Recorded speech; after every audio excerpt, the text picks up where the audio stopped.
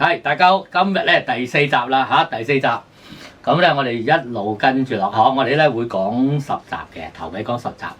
咁今次啊嘛，我哋話我哋轉個方向，我哋講幾年嘅啦。我哋幾年咧講嗰啲叫精神層次嘅嘢，我哋講嗰啲信仰啊，又講嗰啲哲學啊，係咪命理啊咁嗰啲嘢咧？精神層次嚇，加埋呢個術數係一個精神嘅產物。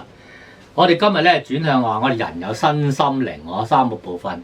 我哋介紹咗咧，我哋靈嘅部分已經處理咗幾年啦。我哋今次咧，我哋呢一段時間咧，我哋處理咩？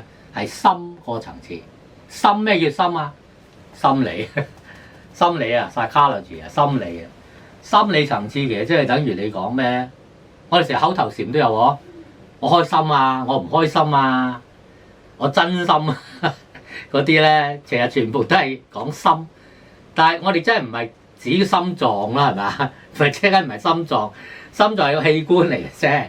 咁心臟梗係要健康。咁輪到講身嗰部分，我哋會講啲，我哋會講唔，我會講中醫一啲嘅醫學嘅問題。到時，而家我哋講係心係一個感覺啫，其實就一個感覺，係咪？即係我哋咧個腦袋咧，我哋一般嚟講係我哋右腦嗰邊影響。嗰啲感覺產生一啲嘅現象啦，係咪？一啲現象咧係乜嘢咧？就叫情緒咯，我哋叫情緒啊。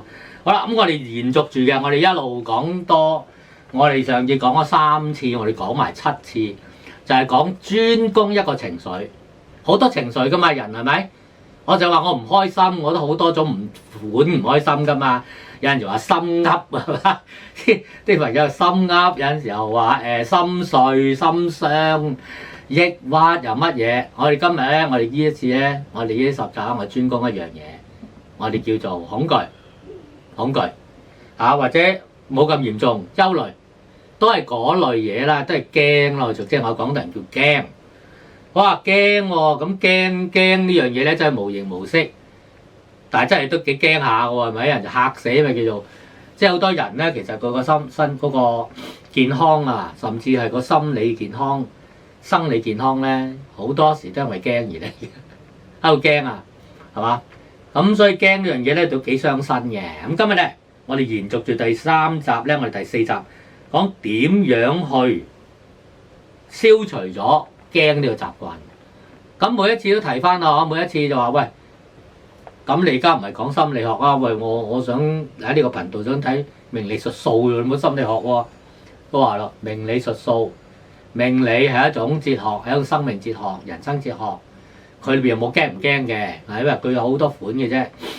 咁再落去命理而引申發明咗啲術數去推測閣下嗰個命運咧。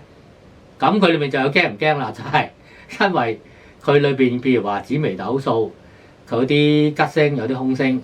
咁你遇到吉星，你梗係唔驚係咪？吉星你都驚，我覺得你唔知係咪有啲咩事。遇到凶星啦，遇到啲化忌啊，係嘛？遇到啲七殺破狼嗰啲局啊，遇到啲擎羊陀羅嗰啲負星啦，好擔心喎，係咪？好驚喎，咁點啊？喺邊個位啊？我遇到喺夫妻宮，我又驚我感情唔好，我住咗財帛宮驚冇錢等等，咁有陣時即係咁問咯。係我哋話我哋要有戒心，我哋要驚，但係驚得嚟都有辦法去應付㗎，係咪？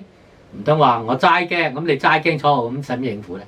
今日就係消除憂慮驚嘅習慣，就係話，仲上次講到排除憂慮呵，我哋話有幾可能先嗰啲驚。你個人生經驗話俾你聽，其實好多時你驚嗰啲嘢咧，個還原性好低嘅，個可能性好低。譬如話，我搭飛機驚撞機，唔該睇得個數據啊。航空嘅意外啊，個發現率係細過交通上面坐車好多㗎。所以與其你要驚，你唔係搭飛機驚，你不如搭巴士同時驚好過啦，係咪？即係呢個係佢還原率。跟住仲有一個方法就係接受唔可以避免嘅事實啊。譬如有時有啲名人啊，最近就話癌症末期啦，真係生命有限啦，相當勇敢啊！各位先生，相當唔好講人哋咩名咯，相當勇敢。佢將佢幾十年研究嘅成果公開咗，咁同埋咧最後咧都會講一啲贈言，留翻低啲最後嘅意見，俾個證監俾個金融行業咧係一個參考。咁呢啲人咧，佢就接受咗現實，而佢再做一個最後嘅貢獻係相當之偉大嚇。咁仲有一啲咧就話咧，有啲咩方法咧？就話可以開列一個憂慮嘅停損表啊！驚到幾驚？驚到幾時先？我冇錢，好驚好驚！驚到幾時先？啊！驚到我真係冇咗錢，停點啊？我申請社福利咯，係嘛？或者我係住屋，我冇錢，我申請公屋啦，或者簡約公屋啦。咁呢啲係一個停損表啊，即係話去到嗰個位就停啦，就唔好再驚啦，繼續做啦。最後一個方法佢呢度介紹咧就話唔好憂慮過去嘅事。你話過去事點會憂慮啊？你諗下自己係咪不停咁憂慮緊過去嘅事？成日點啊？對過去嘅事啊，喺度後悔啊！即係話我過去嘅時候我最好咁做啦，最衰唔係咁做啦，成日咁講啲嘢啊嘛，早知點啊咁樣，成日講啲嘢咧，其實你係憂慮緊過去嘅事咯，咁係冇咗意義，因為過去已經過去咗，講係易啊，人人都知啊，過去即係過去啊嘛，個個都過去，然之後咧就緬懷過去啦，好有唔好都緬懷過去，咁呢係無聊咯，呢係思想習慣一定要學，咁呢個唔係我講，呢個係我哋上次嘛。呢個如何停止憂慮開創人生嘅卡內爾先生係一個非常之王道嘅有效嘅一個著作裏面講嘅消除憂慮嘅方法。好啊，今日講咁多先，下次佢正面啲嘅，唔好消除憂慮之餘啊，仲點樣令到自己平安快樂啊？咁下次再見，向大家介紹。